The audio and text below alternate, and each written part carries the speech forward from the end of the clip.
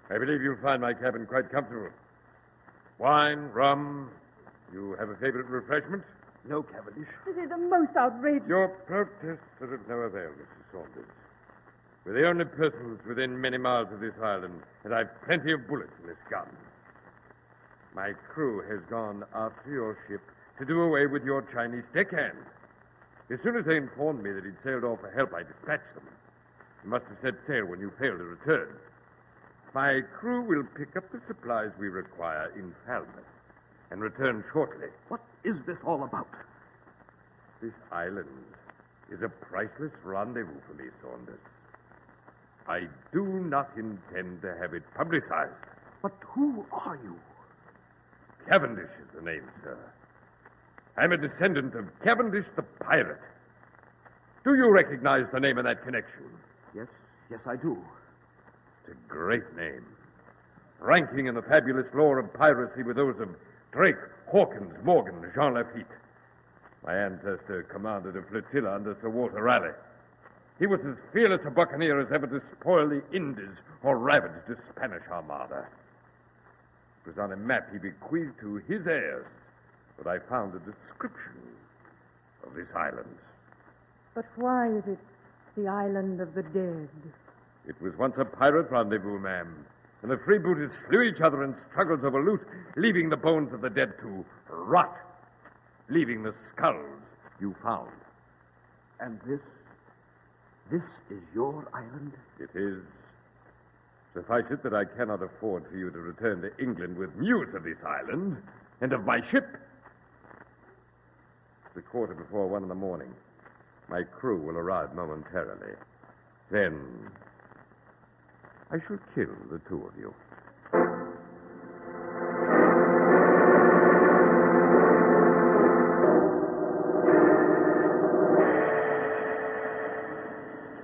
Well, Holmes, we've beached our boat and found the island. Now, how on earth shall we examine this gruesome territory? I would suggest, Watson, that we divide our forces. You and I shall circle about the island, beginning toward the left. You, Lestrade, might investigate in the opposite direction. Very well. I've my revolver. Dr. Watson has his. If either of us requires help, suppose we fire an alarm. I'll meet you back here within an hour. Right you are. Goodbye. Good luck to you. Good luck, Inspector. Come, Watson, don't dawdle along. And have your revolver at the ready.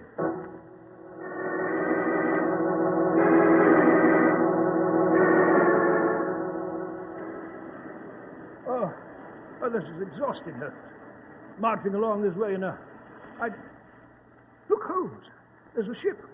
A huge ship. Yes. On which we may find Mr. and Mrs. Saunders, Watson, and possibly the motivation for the death of the Chinese. We must go aboard. Unobtrusively, of course. Follow me. Yes. The decks are deserted. It should be possible to sneak aboard unnoticed. Let's do it. Up the Jacob's ladder, you see it? Dangling close to the edge of those rocks. Yes. I believe we can manage it. Come on, Holmes. Quietly, Watson, very quietly. Had the master of this ship's been responsible for the ruthless murder of Lin Fang, I dare say he'd be delighted to add our names to the list, possibly with an even more loathsome technique. Here, if I stand to the edge of this rock, I can just reach that rope ladder. Careful. Got it, Holmes. Got it. Then up we go. Follow up behind me, Watson. When my eyes reach the level of the deck, I shall pause and have a look about. Now, up. Oh, this blasted rope is slippery. Silence, Watson. If we are heard, someone on that deck will blow our heads off.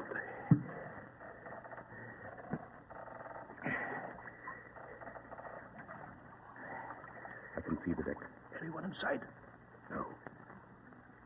Come along. We'll step on the deck. Right behind you, Holmes. There we are. See anyone yet? No. Hear anything? No. Look down in that hold. This ship is loading. What sort of cargo is it? We'll have a closer look. Tiptoe. What is all that in the hold? All that, Watson, is priceless. Priceless? Yes. Yes, but none of it's packaged. Just tossed into the hold. I see bottles in there. There's cloth, chinaware. Special type of bottle and of cloth and of chinaware. Watson, we're losing time. We must search for the ship's master and our missing couple. They may be somewhere aboard, and we should find them. If in the attempt we're not surprised in a dark corner and garroted.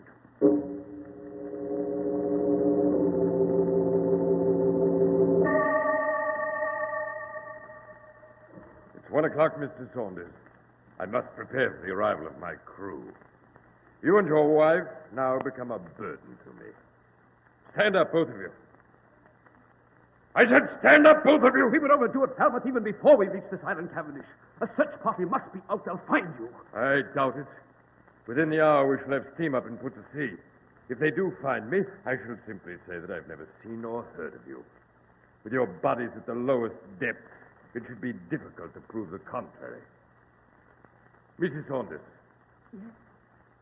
I shall shoot you first.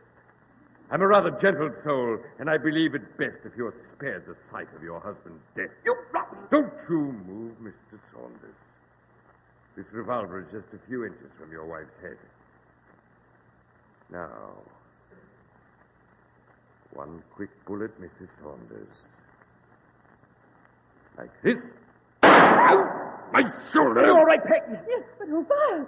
It came from that doorway. You may credit the excellent marksmanship to my friend and colleague here, Dr. Watson. I'll take Cavendish's gun, Holmes. I have it. Who the devil are you? My name is Holmes. Mr. Sherlock Holmes. We're very grateful to you, Mr. Holmes. Indeed, you should be. I'm a private investigator, Mr. Cavendish. In addition to ordering someone to kill Lindsay Fang, in addition to detaining Mr. and Mrs. Saunders for the purpose of doing away with them, you have a cargo of stolen goods in the hold of this ship. So that's what it is. In the hold of this ship, you have a priceless collection of goods, all reported by the police of England and the continent as stolen or missing. You have Ming pottery, Renaissance paintings, tapestries, rare perfumes. I should say your crew gathered these curiosities. You loaded them aboard. You used this island as a haven because you could not possibly afford to dock at an ordinary port with such a cargo. Now, I imagine you hope to sail a great distance. Yes, to the east, Mr. Holmes. He told us that. To Cairo, Suez, and Singapore. Of course, stopping at each port just long enough to secure a handsome price for his wares. Did you find our boat? Yes, we did. She's lying at the other end of the island. Shall we adjourn to that boat? Yes, let's get away from here. Planning to join us, Mr. Cavendish? No. No, I won't go back. I would accept the invitation if I were you. In the best criminal circles, Mr. Cavendish, an invitation from Mr. Sherlock Holmes is never declined.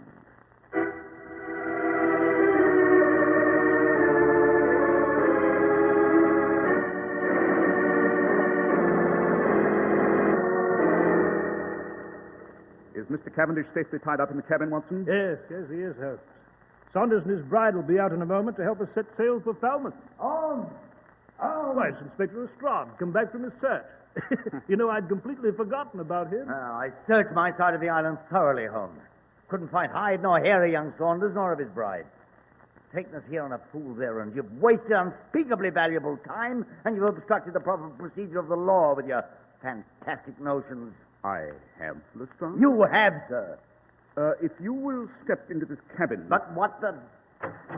Inspector Lestrade, may I present Mr. and Mrs. Saunders and the gentleman responsible for Fang's murder and their kidnapping, Mr. Cavendish, our newest pirate.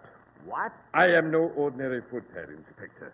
I anticipate being treated as befits my station. If you will assign a well-manned police launch to this island, Lestrade, they'll find a complete inventory of certain goods stolen from a dozen cities recently in the hold of Mr. Cavendish's vessel. Aboard it, in a short while, they'll also find his crew. Undoubtedly a prize catch of assorted scoundrels and thieves. Well, you've done it again, Holmes. Yes, I must compliment you, Holmes. You've protected society from a notorious brigand. And you've saved two newly married youngsters who may now look forward to enjoying a full life together. Sentimental nonsense. I've merely arrived at the solution of another problem in criminal detection. The lives of everyone involved in this case will soon be reduced to a few lines scribbled upon an index card in my files. Their proper perspective, Lestrade. Their proper perspective.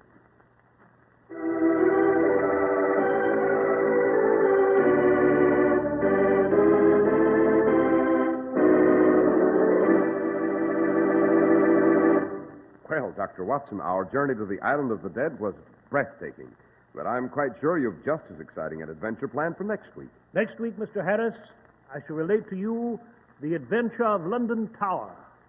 It concerns a two-faced villain a smuggled sword, and a hot bath at 4 in the morning.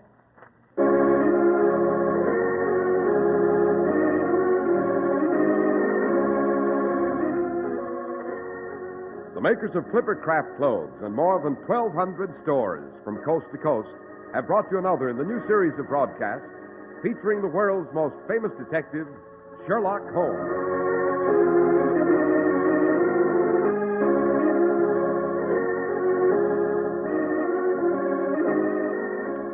Our stories are based upon the character Sherlock Holmes, created by Sir Arthur Conan Doyle, and the program is produced and directed by Basil Loughrane. Sherlock Holmes is played by John Stanley, Dr. Watson by George Spelden. This week's story was written by Howard Merrill with special music by Albert Berman.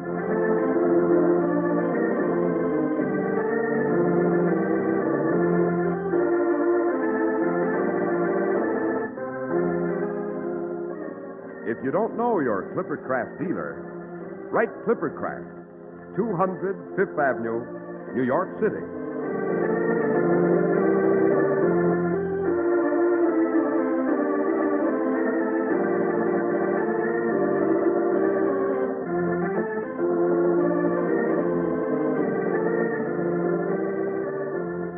Be sure to listen next week to Sherlock Holmes in The Adventure of London Tower.